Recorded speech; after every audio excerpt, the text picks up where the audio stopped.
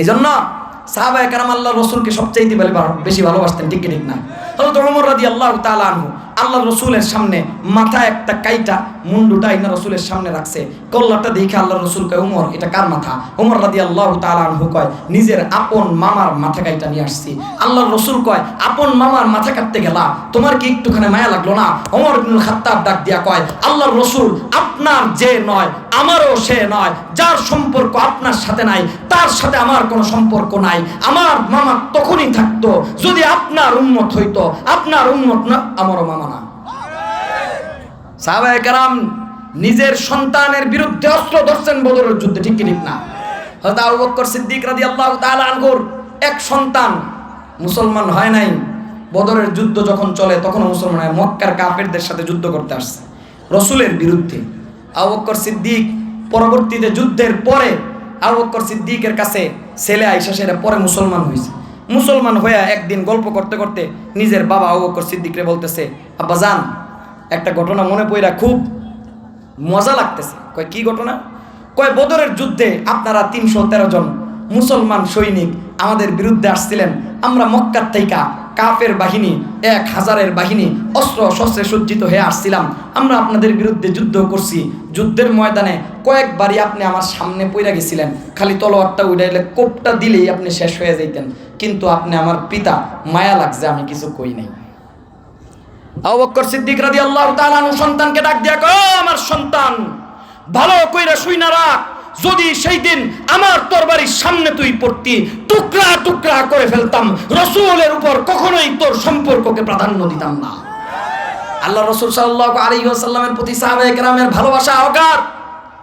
আল্লাহ রাসূল মদিনায় চলে গেছেন, সাহাবায়ে কেরাম হিজরত কইরা কইরা মুসলমান হয়ে হয়ে মদিনায় চলে যায়। রাসূলের কথা, রাসূলের কণ্ঠে তেলাওয়াত শোনার জন্য তারা এত আকর্ষিত। তো এরা সহ্য হয় না, ষড়যন্ত্র করতে করতে মক্কা থেকে মদিনায় গিয়া রাসূলের সাথে তারা চুক্তি করতেছে। কয় আপনি আইসা বসছেন, এরপর আমাদের রাতের ঘুম হয় না, এখন আপনার সাথে একটা চুক্তি হবে। চুক্তিটা হইল যে মক্কা থেকে কোনো লোক যদি মুসলমান হয়ে মদিনায় আসতে চায় তারে মদিনায় জায়গা দেওয়া যাবে না, তারে মদিনার থেকে বের করে দিতে হবে, তাকে মদিনায় আপনি রাখতে পারবেন না। আল্লাহ রাসূলকে আরেকটা হইল মদিনার থেকে কোনো লোক যদি কাফের হইয়া মক্কায় চইলা যায় অথবা মুসলমান হয়েও মক্কায় চইলা যায়, হেরা আমরা আটকে রাখবো, হেরা আমরা মদিনায় যাইতে দিব না। মক্কার থেকে কোনো লোক মদিনায় আসলে তারে আপনি রাখতে পারবেন না, কিন্তু মদিনার থেকে কোনো লোক যদি মক্কায় চলে আসে তারা আমরা রাখা দিব, আপনার কাছে ফেরত দিব না। এটা কি ইনসাফ হইল? কথা বলেন, একতরফা হইল না? একতরফা হইল না? ষড়যন্ত্র, একতরফা ষড়যন্ত্র করেছে। আল্লাহ রব্বুল আলামিন রাসূলকে জানায়া দিছে, তারা যেটাই কয় মাইনা নে, কারণ যেটা তারা অসম্ভব মনে করতেছে সেই অসম্ভবকে সম্ভব করা কার কাজ? কথা কয় না কার কাজ? কয় এরা যেটা কল্পনাও করবে না আমি ওই জায়গা দিয়া ধরুম, ঠিক কি ঠিক না? কই এত এত বাহিনী, এত এত ষড়যন্ত্র, এত এত আন্দোলন, সব কিছুকে নস্যাৎ করে দিয়েছি। বিএনপির মতন এত বড় দল মাঠে দাঁড়াইতে দেই নাই, হেফাজতের মতন এত বড় গণ অভ্যুত্থান আমরা মাঠে ধোপে টিকতে দেই নাই, আমাদেরকে কে শেষ করবে? কথা কয় না, এই ক্ষমতা কে শেষ করবে? 2000 ভিশন 41 2041 সাল পর্যন্ত ভিশন মিশন করে ফেলছে। কে নিবে ক্ষমতার দিকে? একেবারে প্রশাসন থেকে ধইরা প্রত্যেকটা সেক্টরের 3 স্তর পর্যন্ত দলীয় লিডারদেরকে, দলীয় ক্যাডারদেরকে দিয়ে সাজায় ফেলছে। ক্ষমতা কে শেষ করবে?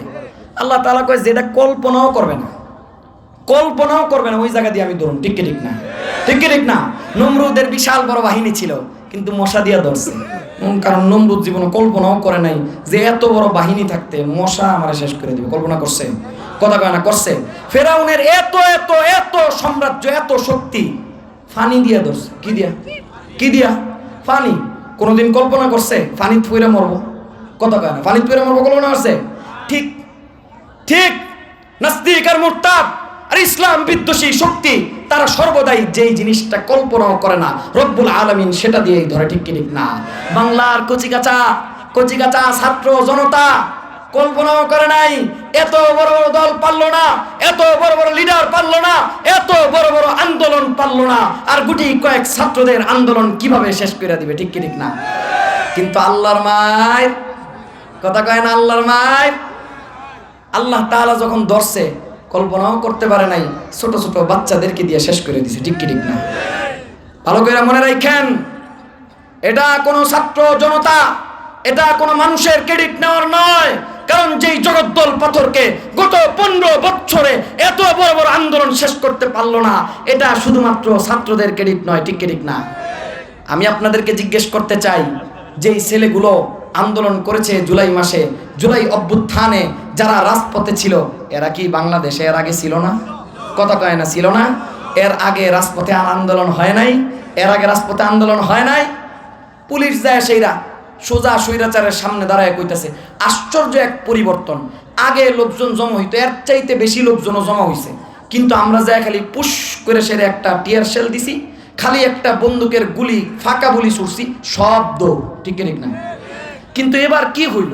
সরাসরি বুক বরাবর গুলি করতেছি, গুলি যায় সেটা বুকে লাগার পর লাশ একটা পড়লে পিছনের লোকটা দৌড় দেয় না, সামনের দিকে আগায় আসে, সামনের দিকে আগায় আসে। এই পিছনের লোকটা বিগত 15 বছর পর্যন্ত দৌড় দিছে, এইবার দৌড় কেন দেয় নাই? সামনের দিকে আগায় আসার শক্তি আর ক্ষমতা, হিম্মত তার বুকের মধ্যে কে দিয়েছে? সুতরাং ভালো করে মনে রাখেন, রব্বুল আলামিন এই ছোট ছোট কচি কাচ্চা ছাত্রদেরকে বুকের মধ্যে হিম্মত দিয়া রব্বুল আলামিন আমাদের বড় বড় লিডার, বাংলাদেশের বড় বড় রাঘব বোয়ালদেরকে আল্লাহ তাআলা ইশারা দিয়েছেন, দেখ ক্ষমতার মালিক একমাত্র, ক্ষমতার মালিক একমাত্র। চোখের সামনে এত বড় ইশারা দেখার পরেও অবাক লাগে। আমার দেশে এখন বহু বড় বড় দল এবং ক্ষমতাসীন আর যারা ক্ষমতায় যাওয়ার স্বপ্ন দেখতেছে, তারা সবাই এখনো পর্যন্ত আল্লাহর পথ থুইয়া, আল্লাহর নীতি থুইয়া ওই সমস্ত কাফের বেদিন মুশরিক ইহুদি নাসারা আমেরিকা আর ভারতের দালালি করতেছে, ভারতের দালালি করতেছে।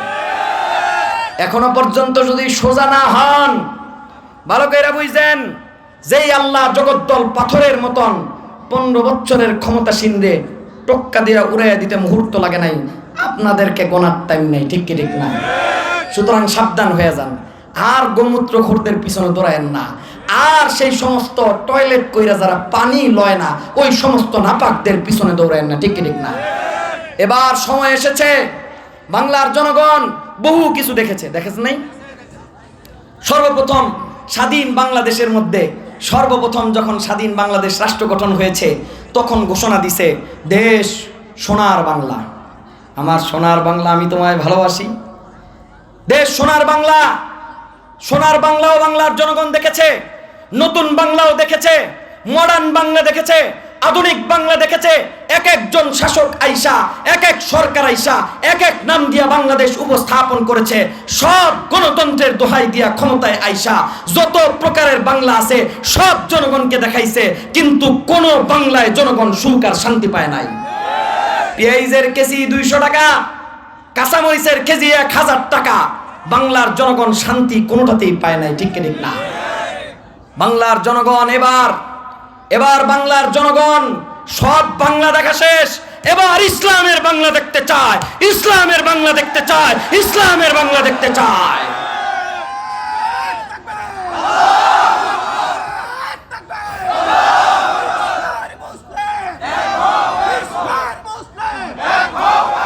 আল্লাহ রাসূল সাল্লাল্লাহু আলাইহি ওয়াসাল্লাম, আমি সংক্ষেপে বইলা শেষ করে দিতেছি। রাসূল সাল্লাল্লাহু আলাইহি ওয়াসাল্লাম যখন মদিনায় চলে গেলেন, তখন এরা যখন এই চুক্তি করলো, আল্লাহ রাসূল সাল্লাল্লাহু আলাইহি ওয়াসাল্লামকে আল্লাহ বললেন মাইনা নাও। সাহাবায়ে কেরাম কই এটা কেমন হইল একতরফা চুক্তি? আল্লাহ রাসূল সাল্লাল্লাহু আলাইহি ওয়াসাল্লামকে আল্লাহ কইছে মাইনা নিতে, মাইনা নাও। সাহাবায়ে কেরাম মাইনা নিলেন। অবাক কাণ্ড, এরা ষড়যন্ত্র করছে, নিজেদের ষড়যন্ত্রে নিজেরা যায় পড়ছে। কেমনে পড়ছে? কই এরা ষড়যন্ত্র কইরা সেরা যখন এই নীতি করছে, মক্কার মধ্যে আল্লাহ রাসূলের এক সাহাবী হযরত আবু বসির রাদিয়াল্লাহু তাআলা মক্কার মধ্যে ইসলাম কবুল করছে। এখন ইসলাম কবুল কইরা উনি মদিনায় হিজরত করতে চায়, মক্কার কাফেররা উনারে যাইতে দিবে না, উনারে আটকায়া জেলখানায় বন্দি কইরা রিমান্ডে নিয়া নির্যাতনের উপর নির্যাতন কইরা উনার গলার মধ্যে বেরি, হাতের মধ্যে বেরি, পায়ের মধ্যে লোহার শিকলের বেরি লাগায়া সাইরা উনাকে নির্যাতন করছে। উনি কোন রকমে জেলখানার থেকে, জেলখানার গেট বাইঙ্গা ফলায়া ভাগ্যা মক্কার থেকে উনি মদিনায় চলে আসছে। উনার পিছনে পিছনে দৌড়াইতে দৌড়াইতে কাফেরদের বাহিনীর 2 জন সৈনিক আসছে। উনি মদিনায় যখন এসে ঢুকছে, সেই মক্কা থেকে মদিনা পর্যন্ত দৌড়ে আসছে, দৌড়ায়া। মিয়া মক্কার মদিনা আপনাদের এখান থেকে গড়গড়িয়া মাস্টার বাড়ি মনে করেন না, বহু দূর। স্পিডে গাড়ি টাইনা গেলেও 6 ঘন্টা সময় লাগে। সেই মক্কা থেকে মদিনা পর্যন্ত পায়ে হাইটা দৌড়ে চলে আসছে। পায়ের মধ্যে বেরি, হাতের মধ্যে বেরি, গলার মধ্যে বেরি, এই সমস্ত বেরি নিয়া মক্কা থেকে মদিনায় যখন আসছে, তার গলা ছিলা গেছে, হাতের কবজি ছিলা গেছে, রক্ত টপ টপ করে পড়তেছে, পায়ের চামড়া ছিলে সেখান থেকে গোশত বের হয়ে রক্ত বের হয়ে গেছে। সাহাবায়ে কেরাম দৃশ্য দেখে প্রত্যেকের চোখের মধ্যে পানি। আল্লাহর রাসূলের একজন আশিক মক্কা থেকে এইভাবে মদিনায় চলে আসলো। আহা, সাহাবায়ে কেরামের সেই দৃশ্য বাংলার জমিনে 1450 বছর পরেও দেখা গেছে। গত কয়েকদিন আগে পত্রিকা খুইলা আমাদের বাংলাদেশের সুনামধন্য একজন আলেম হযরত মাওলানা সাখাওয়াত হোসেন রাজি দামাত বারাকাতুহুমের একটা আর্টিকেল পড়লাম আমার দেশ পত্রিকায়। সেই জায়গার মধ্যে ওনার বন্দী জীবনের ঘটনা লিখতে গিয়া উনি উল্লেখ করেছেন যে আমাকে যখন কাশিমপুর কারাগার থেকে আমাকে যখন আদালতে নেওয়া হইতো, আমার হাতে আর পায়ের মধ্যে বেরি লাগানোর কারণে হাত আর পাও থেকে রক্তক্ষরণ হইতো। সাহাবায়ে কেরামের সময়, সাহাবায়ে কেরামের ঈমান, সাহাবায়ে কেরামের উপর যেই নির্যাতন হয়েছে 1450 বছর আগে, সাহাবায়ে কেরামের পুরা জীবন পরিকল্পনা, সাহাবায়ে কেরামের সেই চিত্র 1450 বছর পরে কওমি উলামায়ে কেরামের মধ্যে পাওয়া যায়, কওমি উলামায়ে কেরামের মধ্যে পাওয়া যায়। সুতরাং আমাদের কওমি আলেমরা শুধুমাত্র 12ই রবিউল আউয়াল আসলে জিলাপি আর চিন্নি আর খিচুড়ি খাওয়ার পিছনে দৌড়ায় না, ঠিক কি ঠিক না? তারা আল্লাহর রাসূলের সমস্ত সুন্নতগুলোকে জিন্দা করে। সুন্নত জিন্দা করতে গিয়া দস্তরখান বিছায়া খাবারের পরে মিষ্টি যেমন খাওয়া সুন্নত পালন করে, ঠিক তদ্রুপ ভাবে প্রয়োজন হলে সাহাবায়ে কেরামের মতন বুকের তাজা রক্ত ঢেলে দিতেও দ্বিধাবোধ করে না। সুতরাং হযরত আবু বসির রাদিয়াল্লাহু তাআলা আনহু মদিনার মধ্যে যখন আয়েশা ঢুকছেন, সাহাবায়ে কেরামের প্রচন্ড মায়া লাগছে। এমন একজন লোক যে রাসূলের প্রেমে পাগল পারা হইয়া মক্কা থেকে দৌড়ে মদিনায় আসছে, আপনারা থাকলে কাফেরদের হাতে আর ছাড়তেন? কথা বলেন, আপনারা কেউ যাইতে দিতেন কাফেরদের সাথে? আপনারা তো সবাই তারা আটকে রাখতেন। সাহাবায়ে কেরামেরও মায়া লাগছে।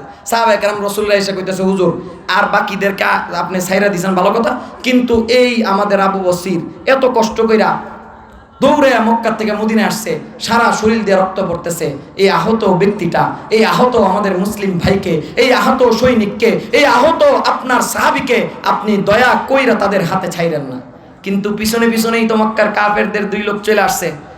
আপনার সাথে না চুক্তি হয়েছে, মক্কার থেকে কেউ বাইগা আসলে তারাই মদিনায় থাকতে দেওয়া যাবে না, সুতরাং এরা আমাদের সাথে দিয়ে দেন।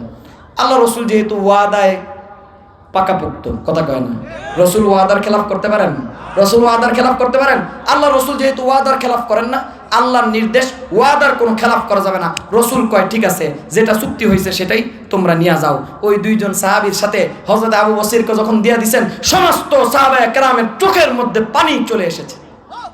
ওই 2 জন আবু বসিরকে ধইরা নিয়া মক্কা থেকে বের হইয়া মক্কা থেকে মদিনায় যাওয়ার পুরাতন যে রাস্তা, সেটা হলো সাগরের পার দিয়া। ওই রাস্তা দিয়েই মক্কা থেকে সব লোক মদিনা, শাম, ইরাক, ইরান সব দেশের মধ্যে যাতায়াত করে। ওটা হলো বিশ্ব রোড।